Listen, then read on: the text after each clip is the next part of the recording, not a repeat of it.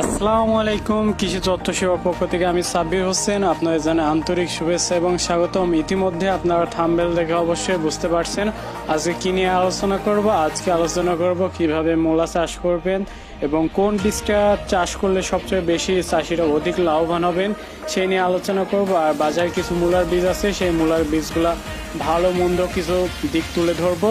তো কথা না বাড়িয়ে আজকে ভিডিও শুরু করবো। বিস্তারিত জানতে হলে অবশ্যই ভিডিও শেষ পর্যন্ত দেখতে হবে। আর সবাই আশা করি আমার ভিডিও সবাই সাথে থাকবেন। তো চলুন আজকে ভিডিও শুরু করা যাক।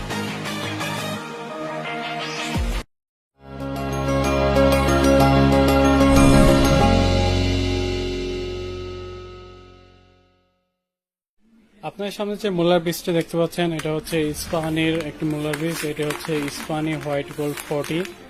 আর বাজারে যেসব মূলার বীজ আছে সেই সব মূলার বীজ থেকে এটা সম্পূর্ণ আলাদা। প্লাস এই মূলার বীজটি হচ্ছে আপনার সর্বোচ্চ 40 থেকে 45 দিনে এবং সর্বনিম্ন আপনি 35 দিনের মূলাটি তুলতে পারবেন। আর এই মূলার সাইজ হবে অনেক বড় বড় এবং চিকন সাইজের মূলা। বাজারে যেসব মূলার বীজ রয়েছে সেই সব মূলার বীজে অনেক সমস্যা রয়েছে। বর্তমানে সবচেয়ে ত্রুটিপূর্ণ মূলার বীজ হচ্ছে, আমি যেটা রেকমেন্ড করবো সেটা হচ্ছে ইস্পাহানির white gold 40। Ispahani white gold 40 কেন সেরা বলতেছি তা আমি বিস্তারিত আপনাদের বলবো। চলুন তাহলে এর পেছন সাইডটা একটু দেখে আসি। আচ্ছা, পেছন সাইডটা লেখা আছে এখানে দেখুন, এখানে ইংলিশে লেখা আছে, আমি বাংলায় আপনাদের যতটুকু সম্ভব বাংলায় আমি করতেছি। হোয়াইট গোল্ড 40, ইস্পাহানির হোয়াইট গোল্ড 40 সাধারণত 20 থেকে 25 সেন্টিমিটার লম্বা হয়ে থাকে এবং এটি সাধারণত 5 থেকে 7 ইঞ্চি চড়া হয়ে থাকে। এছাড়া এটি হচ্ছে 0.5 থেকে 0.7 কেজি পার ফিউলটা, অর্থাৎ এখানে হচ্ছে আপনার কেজি আসবে এক একটা 50 গ্রাম থেকে 70 গ্রাম পর্যন্ত এক একটা কেজি আসবে। আর এটা পিওরিটি আছে আপনার 98.0 এবং প্যাচিক্যাল পিওরিটি আছে আপনার 99.0%, জার্মিনেশন আছে 90%, 90%, আর ময়েশ্চারাইজ আছে 8.0, যেগুলো আপনি অন্য মূলার যে কোনো মূলার কোম্পানিদের ময়েশ্চারাইজার দেখবেন যে 5.0, 3.0। আচ্ছা, ময়েশ্চারাইজার কি? ময়েশ্চারাইজার হলো আপনার বীজের গুণগত মানটা নির্ধারণ করে, অর্থাৎ বীজের মান কেমন হবে এবং বীজটা কতটুকু আর্দ্রতা, এটা হলো ময়েশ্চারাইজারের ভিতরে সম্পূর্ণ নির্ভর করে। আচ্ছা, ইস্পাহানি হোয়াইট গোল্ড 40 এটা একদম চায়না মূলা, এটা চায়না থেকে আমদানি। আর দেখুন এখানে চায়নাতে লেখা আছে ইস্পাহানি হোয়াইট গোল্ড 40, এই চায়নার লোগো দেওয়া আছে। আর এটা বাজারজাত করতেছে আপনার Ispahani agro limited, Ispahani building 1415 Motijheel, CA Dhaka 1100 Bangladesh. আর টেলিফোন নাম্বারটি এখানে দেওয়া আছে।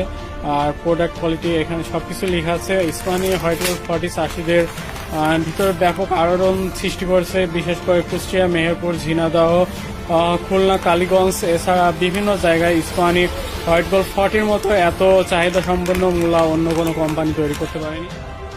বাজারে প্রচুর কোম্পানি মূলা আছে, তাদের কখনো আমি দুর্নাম করতে চাই না। তবে অন্য কোম্পানির মূলা ব্যবহার বা লাগানোর আগে বা বোনার আগে আপনি অবশ্যই ইস্পাহানি কোম্পানি হোয়াইট গোল্ড 40টা একবার করবেন, তাহলে আপনি পার্থক্যটা অবশ্যই বুঝতে পারবেন। চলুন তাহলে একটা প্যাকেট আমরা এখন কেটে দেখি মূলার বীজটা কেমন।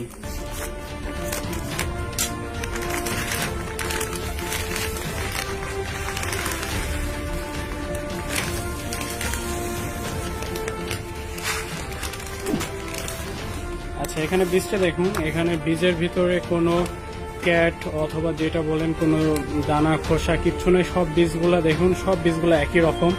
আর এক্ষেত্রে আপনি অন্য কোম্পানি বললে খারাপ লাগবে, যেহেতু ব্যারাক কোম্পানির সিটটা যদি আপনি কাটেন তাহলে দেখবেন এক একটা বীজ এক এক রকম। প্রায় ম্যাক্সিমাম কোম্পানি আমি সিট দেখছি, কাটার পরে আমি খুব নিরাশ হয়েছি, তাই অন্য কোম্পানির সিট আমি কাটবো না। আমি এখানে ইস্পাহানিটা কেটে দেখাচ্ছি, এখানে সিটগুলো সব একই রকম। কোনো এই ধরনের কোনো সিটে পাবেন না, যেখানে আমি এক পিস পাইছি এতগুলোর ভিতরে। এই যে ম্যাক্সিমাম অন্য কোম্পানির যে সকল বীজগুলো দেখা যায়, বীজগুলো ম্যাক্সিমাম এই যে আরাম ফাটা দেখা যায়, পুরো বীজ পাওয়া যায় না। আর বীজগুলা বিভিন্ন রকমের, বিভিন্ন কালারের, মানে কি বলবো, বীজগুলা এত খারাপ একটা পরিস্থিতি করে রাখছে তারা, নামে শুধু হাইব্রিড রাখছে কিন্তু বীজগুলা খুবই খারাপ। আর এখানে দেখুন বীজগুলো, এতগুলো বীজের ভিতরে একটা ফাটা পাইছি, এটা স্বাভাবিক বিষয়। অনেক সময় গাড়ির চাপে প্লাস প্রোডাক্টের আশাতে অনেক সময় এটা খারাপ হয়ে যায়, এটা স্বাভাবিক বিষয়, মেনে নিতে পারেন। আর তাছাড়া বীজগুলো আপনার খুবই সুন্দর দেখতে, ইস্পানি হোয়াইট গোল্ড 40 এ চাষ করার আগে অবশ্যই কিছু নিয়ম কানুন আছে। চলুন সরাসরি আমরা মাঠে যাব, মাঠে যেয়ে এখন চাষ পদ্ধতিটা দেখাবো, কিভাবে আপনি ইস্পানি হোয়াইট গোল্ড 40 কিভাবে চাষ করবেন, প্লাস জমিটা কিভাবে তৈরি করবেন সেটাও আমি দেখাবো। তো কথা না বলে আমরা সরাসরি এখন মাঠে চলে যাচ্ছি।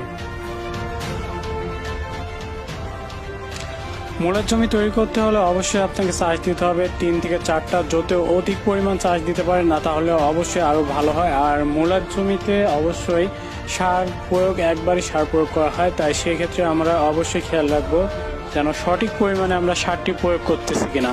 আর সার প্রয়োগের সময় অবশ্যই আমরা খেয়াল রাখবো বায়োডার্মা সলিড বিঘা বয়ে 10 কেজি, এছাড়া ইউরিয়া, ফসফেট, দানা বিষ এবং দস্তা। অবশ্যই দস্তার ক্ষেত্রে আমরা খেয়াল রাখবো, আমরা এই যে ছবিতে দেখাচ্ছি এই দস্তাটা ব্যবহার করলে খুব ভালো হয়।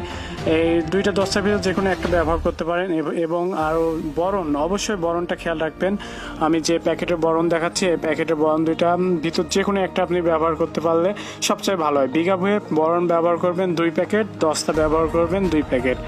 আর যেটা ব্যবহার করতে হবে দানা বিষ তো মাস্ট বি ব্যবহার করতে হবে। দানা বিষ আপনি 2 রকম দানা বিষ ব্যবহার করতে হবে। এক্ষেত্রে 5G দানা বিষ অ্যামকোফোরান এবং 3G বানানজা। বিঘা ভুঁয়ে আপনার 2 কেজি করে, 1 কেজি 5G এবং 1 কেজি আপনার 3G, 2 কেজি হারে দানা বিষ ব্যবহার করতে হবে। দানা বিষ ব্যবহার করবেন চাষের ভিতরে, সবকিছু আমরা চাষের ভিতর দেবো। চাষের পরে কেউ কোনো সার বিষ প্রয়োগ করব না, আর এগুলো সব একবারে প্রয়োগ করব। তারপর জমি তৈরি হয়ে গেলে আমরা বীজ বপন করব।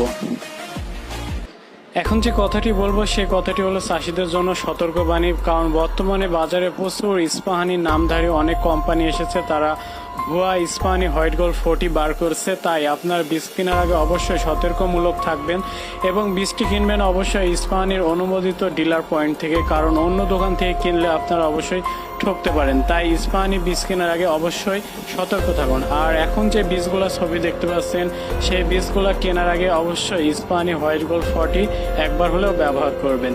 তো আজকের ভিডিও এই পর্যন্ত, দেখা হবে পরের ভিডিও। আমি সাব্বির হোসেন, সবাই ভালো থাকবেন, সুস্থ থাকবেন, আল্লাহ হাফেজ।